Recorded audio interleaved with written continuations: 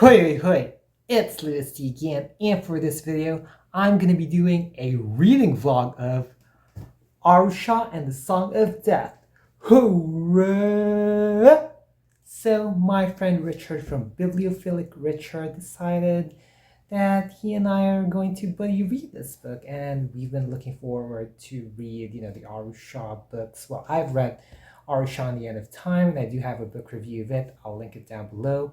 And we both agreed that in October, since it's going to be his birth month, we're going to read, books in the Aru Shah series. I don't know if I'll continue the series anytime soon.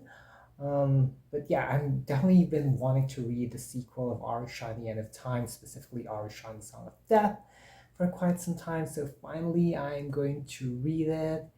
And yeah, hopefully both Richard and I are going to enjoy our buddy reading experience. So let's begin.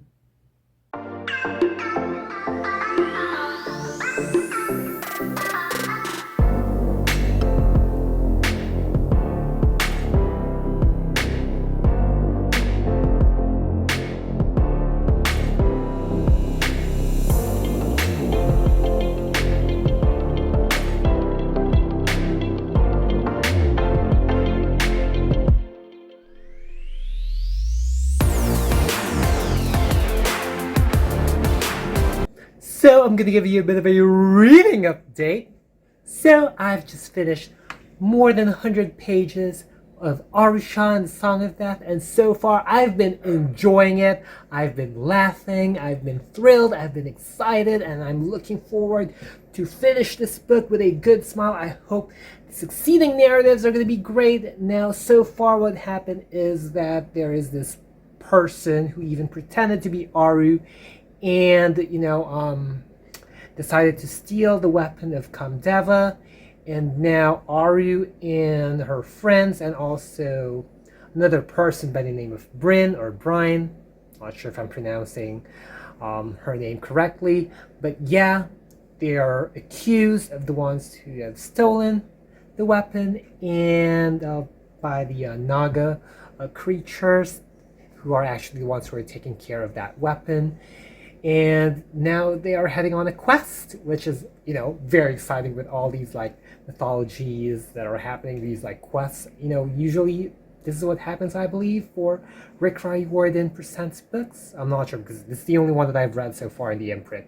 But yeah, they're going to be heading on a quest, and they are being joined by Aiden, who is a neighbor of Aru and who is kind of like a smart guy. And they went to this to some sort of a stock exchange in Loves Park, Illinois, and then they got to meet Pandava, and they were able to pick some weapons. And I also like the fact that in the unicorn scene, the flowers, the one or the gazelles, I should say, not unicorns, gazelles, the flowery one, Aiden got it.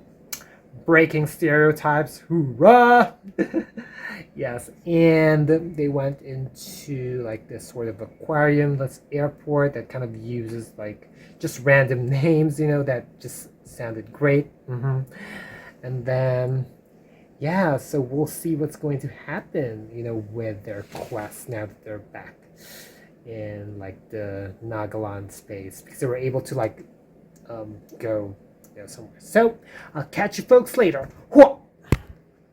So I'm going to give another reading update. So the things that happened so far, they dealt with Varuna's pet, that crab. It was very interesting, how they dealt with and used their tactics, and now they're heading into ruins. And Minnie is in some sort of a sleeping world. And yes, we're all worried. And of course, because Minnie is there, she sort of did some telepathy thing with Aru, Brian, and also Aiden. And what's cool about it is you can see their bond and how you can really feel the emotions, because the way that Roshani wrote the book, the descriptions of the scenes were very vivid. So that's what I love about it.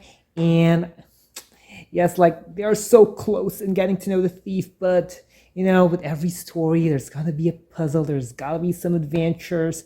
And what else can I say? I'm just looking forward for them to really accomplish this quest, for them to be able to get that bow and an arrow, and to find out the thief, and to find out that song, that music.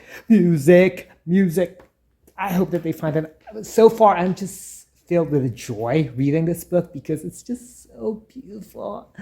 And like, I like going back to the scenes, kind of like just to fully immerse myself. It's not because like it was bad, but it's because you just want to like, okay, wait a minute. Oh, I want to revisit. I want to like really fully immerse myself, and like, Roshani, you're doing well. You're doing well.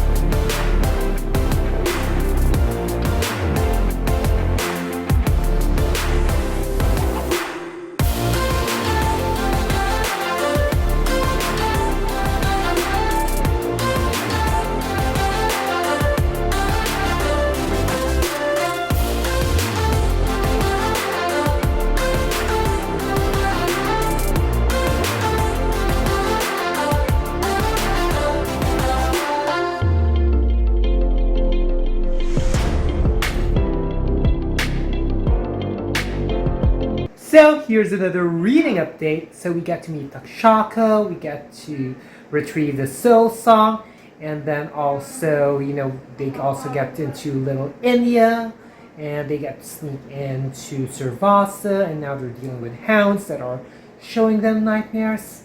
My gosh, this book, this quest is definitely exciting, and I'm definitely looking forward to what's going to happen. I'm just like so eager right now. Hurrah! Also, the moment that I read about Takshaka in this story, I already felt something kind of like off about Takshaka. So I'm just like, when I found out about like how, he's lying to Lupi, I'm just like, I knew it. I knew it, Takshaka. There's something off.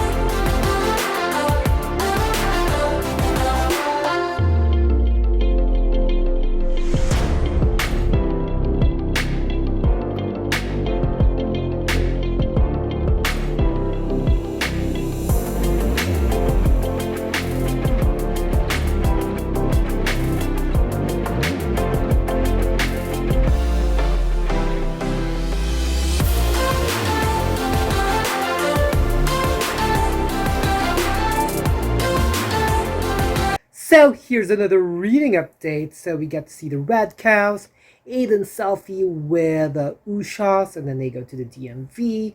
They get to meet Durvasa, and then they get to rescue Minnie, who already knows the name of the thief. They already have the thief's song, and then they get to know the name of the thief, named Surpanaka or Supranaka. Kind of a bit bad with names. So yes, and we get to see like the reasons why Supranaka or Surpanaka did it, and actually Takshaka is involved. Like I kind of like knew how it is, and it kind of like another thing that like struck me in this situation is like how Aru viewed like Arjuna, and how with all the things that she's hearing, like things like sort of change the way like Aru views Arjuna. And then of course we got to find out that it is like under like the dome where the nectar of immortality, I think that's what they're after, and that it could be anyone who is gonna try to go there will be destroyed whenever they have a heartbeat. So that would make sense why the army doesn't have a heartbeat because so that they can like penetrate the place. So yeah. And then they head to the meditation mall, and then they get to meet someone who they thought was an Asura, but apparently it was like the god of fire or the god of sun, named Agni. And during these parts, I love like the wisdom that it does give, or like the quotes. It's gonna make you contemplate, and that's what I like so far about the book. It's gonna make you contemplate about things in life. So one of the things that Agni said is that there are like things that happen, it is what it is, and the unfortunate reality of like good things happening to bad people and vice versa, like bad things happening to good people, and then like not knowing what it is, and if you know, it's like you're becoming like omniscient, so, or like kind of, from what I'm getting, is like kind of being godlike. And that's the same for like kind of like us humans, sometimes there are things that you know they happen for what it is, and we may never know why they're happening. And here's a quote that Durvasa would like for us to think about. Doesn't mean that it is not fair. It means that it is unreasonable or out, without any compassion. So something to contemplate about. I love the fact that so far this novel is, make you contemplate, thought provoking, and definitely the world building is much more vivid. You get to explore a lot more of the scenes now. It's really a quest, and yeah, I'll catch you folks later. Whoa. So it is time for the fake jar. Hurrah! So I'm gonna pick my next read. So let's watch out what I will be picking.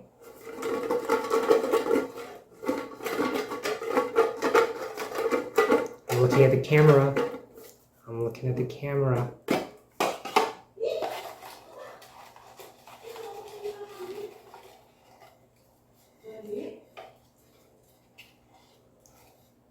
Okay. Ooh, what could this be? I think this one is something that I just wrote. Oh! Oh, childhood favorite. Another middle grade, or like an early or like, late kiddie read. You see that? Do you see that?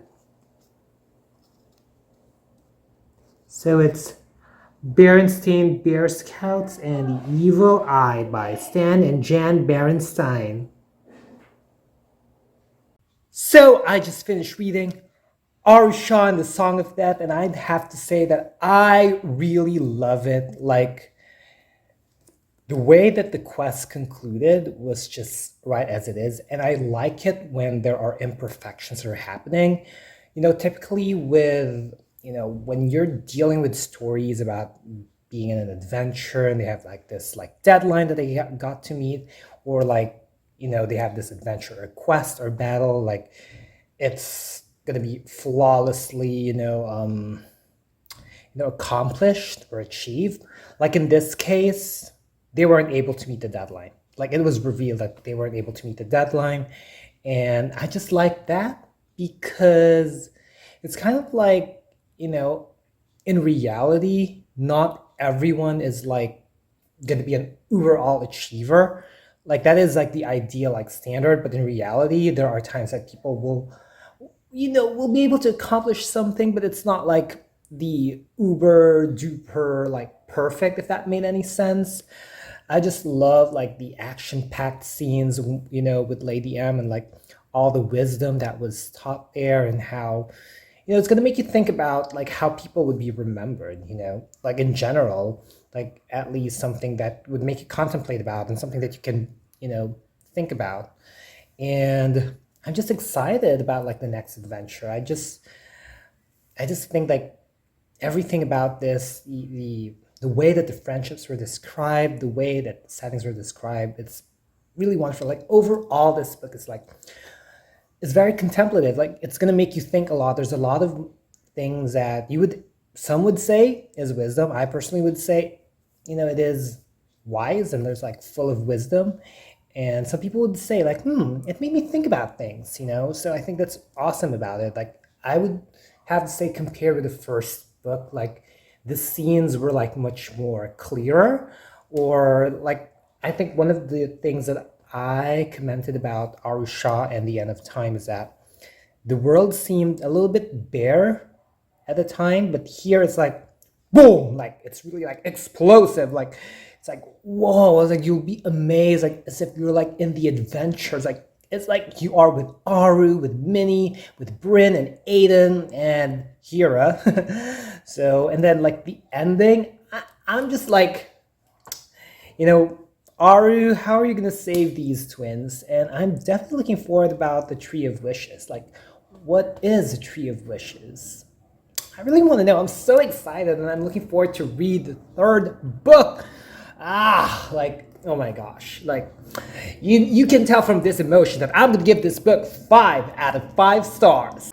Also, on another note, Takshaka, I don't trust you. I knew it was you and I. Oh, you escaped? Feel free to comment down below if you've read this book. Which of the two did you like more? Did you like Aru Shah and the End of Time more? Or did you like this one, Aru Shah and the Song of Death more? And I hope you folks enjoyed this reading vlog, and if you did, be sure to give it a thumbs up. Also, click that subscribe button and hit that little bell icon so we're down there to hear yourselves post about my videos. I also put down links and handles on my social media accounts, so feel free to check me out and follow me there as well. Also, feel free to follow me in Kumi, or I also do occasional reading sprints, so you can support me there by dropping virtual gifts. And as always, thanks so much for watching.